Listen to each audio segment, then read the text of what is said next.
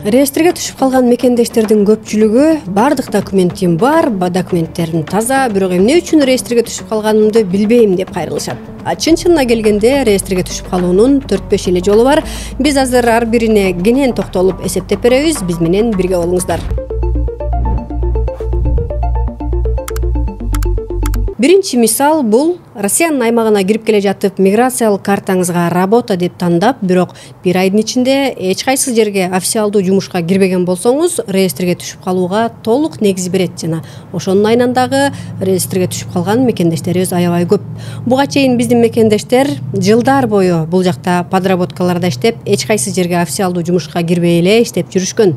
Бирок азыр мыйзам башка, талап башка. Сөзсүз түрдө Россиянын аймагында работа деп киргенден кийин бир жерде официалдуу иштешиңиз керек. Экинчи себеби регистрациянын базадан чыкпай калышы. Бул деген балким ортомчулар сизди 3 айга регистрацияга коюп, бирок 1,5 айдан кийин, 1 айдан кийин ал жерден сиздин тизмеңизди чыгарып жиберип, сиздин ордуңузга башка адамды регистрацияга коюп койду дегендик. Бул эми ортомчулардын жасалма бизнеси десек да болот. Бул кылмыш жоопкерчилигине алып барат. Баса эскерткенче кетейин, сизге регистрацияны ким жасап бергендиги бул жерде маанилүү дагы эмес. Жасалма регистрация менен жүргөн адам кылмыш жоопкерчилигине тартылып калышы мүмкүн. Эми бул жагдайдан кантип чыкса болот? Сөзсүз түрдө сиз жашап жаткан үйдүн кожойкеси, ээси менен ошол үйгө каттоого турушуңуз керек. Бул албетте кыйын, көпчүлүк үйдүн ээлери, үй кожойкелер, кожоюндар мигранттарды каттоого койгусу келбейт. Бирок мыйзам талап кылат, дал ушундай болушу керек. Сиз жашап жаткан жерге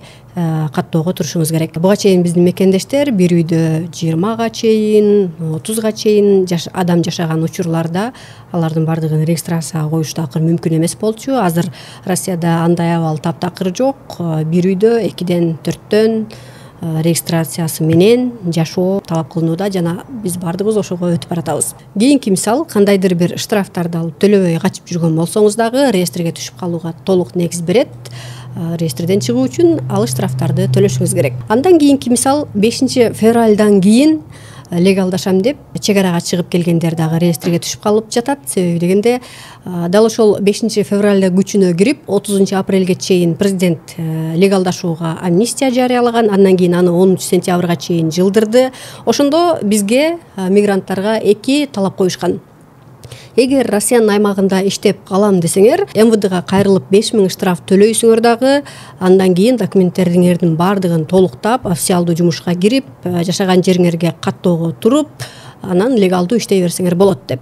А эгер Россиянын аймагынан чыгып кете турган болсоңор, биз реестрден чыгарабыз, банк карталарыңарды ачабыз, бирок 1 жыл бою кайра Россиянын аймагына кире албайсыңар деген талап койгон. Биздин көпчүлүк жарандар мына ушул эрежени жакшы түшүнбөй калгандыктан улам, документтердин бардыгы жакшы, официалдуу иштейт, бардыгы жакшы, бирок мурдагы эрежеге ылайык 3 айдан кийин миграциялык картасын жаңылатам деп чек арага чыгып кетип, кайра кирип, жана президенттин амнистиясын колдонуу шансын жоготуп алууда. Бул дагы реестрге кирүүнүн чоң себеби. Кыргыз мекендештердики, бирок орустардыкына караганда бир нече жогору турган медклиника. Кыргыз диаспорасынан деген мекендештерге өзгөчө скидка жана жакшы ыңгайларды түзүп беришет. Эң негизгиси көп тармактуу дарылоо, акушер-гинеколог, терапия, кардиолог, хирург, онколог, маммолог, уролог, невролог, зуботехник, стоматолог жана бүт дарылоонууга керектүү кызматтар ушул жерде. Эң жакшы жери метро Кузьминкеден 4 мүнөттүк жолдо. Адреси болсо Зеленодольская, дом 36, корпус 2. Телефон номерлери болсо +7 495 021 75 75 +7 901 530 75 72.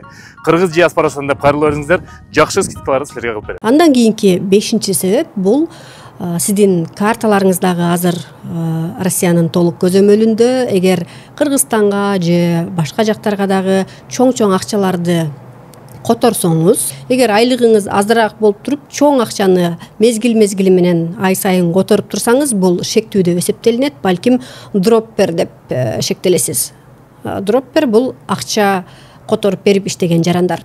Дагы бир мисал, сиздин банк картаңызга ар кайсы жактардан мезгил менен акча келип түшүп турса, айлыгыңыздан сырткары, бул дагы шектүү деп эсептелинет. Мындай учурда дагы бир суроо жаралат. Эгер жакын адамдардан белек катары келип түшүп турган акча шектүү болуп калбайбы деген. Эгер жакын адамыңыз сизге акча которуп жаткан болсо, аны банкка барып далилдеп беришиңизди талап кылат. Айтор, мына ушундай акча которуулардын айынан дагы реестрге түшүп калган мекендештерибиз көп. Айрыкча азыркы учурда көпчүлүк мекендештердин банк карталары блоктолгон. Кыргызстанга акча которуш керек болгон учурда досун, коллегасын жардамга чакырат, которуп берип койчу деп. Бул сиз үчүн дагы, башкалар үчүн дагы кооптуу жагдай. Эми реестрден кантип чыгабыз? Мына ошонун жолун талдайлы. Биринчи кезекте, эгер кандайдыр бир штрафтарыңыз бар болсо, сөзсүз түрдө текшериңиз. Атайын сайттардан дагы текшерип көрүп, анын бардыгын төлөшүңүз керек.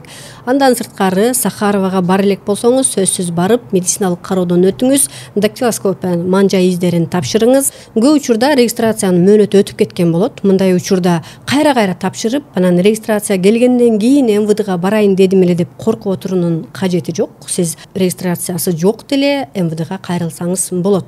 Кантип? Ал жерде эң негизги суралган документ бул сиздин эмгек китепчеңиз. Эгер эмгек китепчеңиз жок болсо, реестрден чыккандан кийин биз ишке алабыз деп иш берүүчүдөн ишеним кат алып, ошону алып барсаңыз дагы болот. Бардык документиңиз даяр болгондон кийин МВДнын миграция боюнча өкүлү ОВМге кайрыласыз.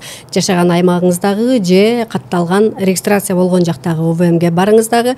Ал жерден сизге реестрге түшүп калгандыгыңыз үчүн 5000 же 7000 штраф жазышат. Дароо төлөп, президенттик амнистиянын негизинде легалдашам деп арыз жазып калтырасыз. 7 күндөн 1 айга чейин күттүрүшү мүмкүн, бирок мына ушул жол менен реестрден чыгышыңыз керек.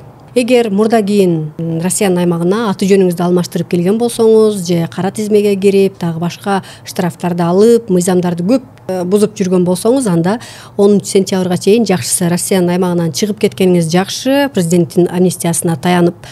10 сентябрдан кийин бул эрежелердин бардыгы татаалдашат, легалдашууга мүмкүнчүлүк берилбейт. Демек, кылмыш жоопкерчилигине тартылып калышыңыз да мүмкүн. Бөтөн элде, бөтөн жерде мыйзам талаптарын так аткарып, аман эсен жүрөлү.